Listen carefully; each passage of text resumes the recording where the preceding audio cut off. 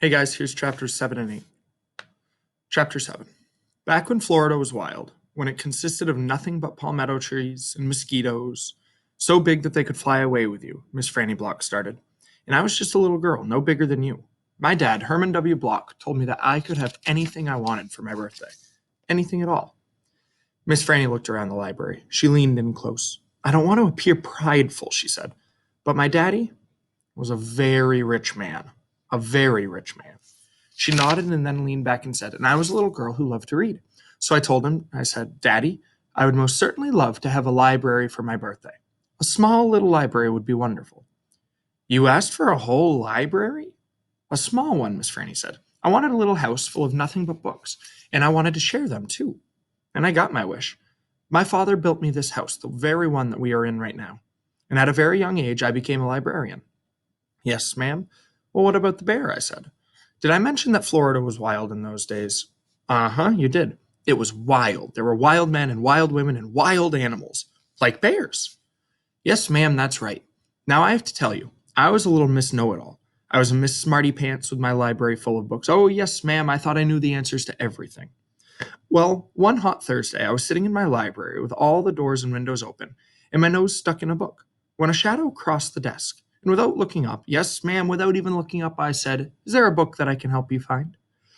Well, there was no answer. And I thought I might have been a wild man or scared of all these books and afraid to speak up. But then I became aware of a very weird smell, a very strong smell. I raised my eyes slowly, and standing right in front of me was a bear. Yes, ma'am, a very large bear. How big? I asked. Well, said Miss Franny, probably 3 times the size of your dog. Well, then what happened? Well, I looked at him and he looked at me. He put his big nose up in the air and sniffed as if he was trying to decide if a little Miss Know-It-All librarian was what he was in the mood to eat. And I sat there, and then I thought, well, if this bear intends to eat me, I am not going to let it happen without a fight. No, ma'am, so very slowly and very carefully, I raised up the book that I was reading. What book was that? I asked. Why, it was War and Peace, and it was a very large book. I raised it up slowly, and then I aimed it carefully, and I threw it right at that bear and screamed, Be gone! And do you know what he did? No, ma'am, I said. He left. But this is what I will never forget. He took the book with him. Nuh-uh, I said. Yes, ma'am, he snatched it up and ran. Well, did he come back? I asked. No, I never saw him again. Well, the men in town, they used to tease me about it. They used to say, Miss Franny, we saw that bear of yours out in the woods today. He was reading that book and he said it was sure good, and would it be all right if he kept it for another week? Yes, ma'am, they did tease me about it. I imagine I'm the only one left from those days. I imagine I'm the only one that recalls that bear. All my friends, everybody that I knew when I was young, they're all dead. They're gone. She sighed again. She looked sad and old and wrinkled. It was the same way that I felt sometimes, being friendless in a new town and not having a mama to comfort me. Winn-Dixie raised his head off his paws and looked back and forth between the two of us. He sat up then and showed Miss Franny his teeth. Well, look at that, she said. That dog is smiling at me. It's a talent of his, I told her. Well, it's a fine talent, a very fine talent indeed. We could be friends, I said to Miss Franny. I mean, you, me, and Winn-Dixie. We could all be friends. Miss Franny smiled even bigger. Why, that would just be grand, she said. Just grand. And right at that minute, right when the 3 of us had decided to be friends, who would come marching into the Herman W. Block Memorial Library but old pinch-faced Amanda Wilkinson? She walked right up to Miss Franny's desk and said, I finished Johnny Tremaine, and I enjoyed it very much. I would like something even more difficult to read now, because I am an advanced reader. Yes, dear, I know, said Miss Franny. Amanda pretended like I wasn't even there. She stared right past me.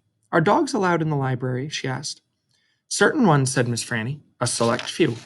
And then she turned away and winked at me. I smiled back. I had just made my first friend in Naomi, and nobody was going to mess that up for me, not even old pinch-faced Amanda Wilkinson. Chapter 8. Winn-Dixie's bald spots started growing fur, and that fur had started looking shiny and healthy, and he didn't limp anymore. And you could tell that he was proud of looking so good, proud of not looking like a stray animal anymore. I thought what he needed most was a collar and a leash, so I went to Gertrude's Pets, where there were fish and snakes and mice and lizards and gerbils and pet supplies. And I found a real handsome red leather collar with a matching leash. Winn-Dixie was not allowed to come inside the store. There was a big sign on the door that said no dogs allowed. So I held the collar and the leash up to the window, and Winn-Dixie, who was standing up on the other side of the window, pulled up his lip and showed me his teeth and sneezed and wagged his tail something furious. So I knew he loved that leash and collar, but it was pretty expensive. I decided to explain my situation to the man behind the counter. I said, I don't get a big enough allowance to afford something this fancy, but I love this collar and leash, and so does my dog. And I was thinking that maybe you could set me up on an installment plan. Installment plan? The man said. Gertrude! Somebody screamed in an annoying voice. I looked around. It was a parrot. She was sitting on top of one of the fish tanks, looking right at me. An installment plan, I said, ignoring the parrot. You know, where I promise to give you my allowance every week and you give me the leash and the collar now? I don't think I can do that, said the man. No, the owner, she wouldn't like it. I could work for you, I said. I could come in and sweep the floors and dust the shelves and take the trash out. I could do that. I looked around Gertrude's pets. There was sand and sunflower seed shells and big dust bunnies all over the floor. I could tell it needed to be swept. Ah, said Otis, and he looked down at the counter some more. Gertrude! The parrot screamed again. I'm real trustworthy, I said. I'm new in town, but my daddy's a preacher. He's the preacher at the Open Arms Baptist Church in Naomi, so I'm real honest. But the only thing is, Winn-Dixie, my dog, he would have to come inside with me, because if we get separated for too long, he starts to howl something terrible. Gertrude doesn't like dogs, said Otis. She the owner? I asked. Yes, no, He finally looked up and pointed at the fish tank. That Gertrude, the parrot. I named her after the owner. Gertrude's a pretty bird, screamed Gertrude. She might like Winn-Dixie. Almost everybody does. Maybe he could come inside and meet her, and if the two of them get along, then can I have the job? Maybe, Otis mumbled, and he looked down at the counter again. So I went and opened the door, and Winn-Dixie came trotting on inside the store. Dog! Screamed Gertrude. I know it, Otis told her. And then Gertrude got real quiet. She sat on the top of the fish tank and cocked her head from one side to the other, looking at Winn-Dixie. And Winn-Dixie stood and stared back at her. He didn't hardly move. He didn't wag his tail. He didn't smile. He didn't sneeze. He just stared at Gertrude, and she stared at him. And then she spread her wings out real far and flew and landed on top of Winn-Dixie's head. Dog! She croaked. Winn-Dixie wagged his tail just a little tiny bit, and Otis said, You can start on Monday. Thank you, I told him. You won't be sorry. On the way out of the pet store, I said to Winn-Dixie, You are better at making friends than anybody I have ever known. I bet if my mama knew you, she would think you were the best dog ever. Winn-Dixie was smiling up at me, and I was smiling down at him. And so neither one of us was looking where we were going, and we almost bumped right into Sweetie Pie Thomas. She was standing there, sucking on the knuckle of her third finger, staring in the window of Gertrude's pets. She took her finger out of her mouth and looked at me. Her eyes were all big and round. Was that bird sitting on that dog's head? She asked. She had her hair tied up in a ponytail with a pink ribbon. But it wasn't much of a ponytail. It was mostly ribbon and a few strands of hair. Yes, I told her.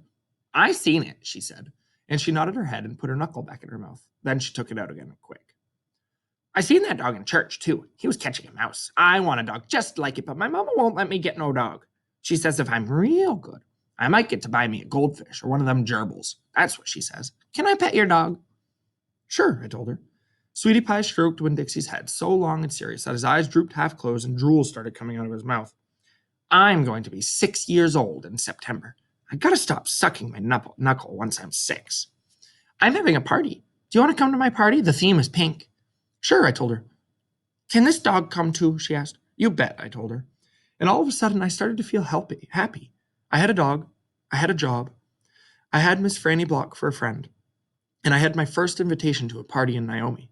It didn't matter to me that it came from a 5-year-old and that the party wasn't until September. I started to not feel so lonely anymore. The end.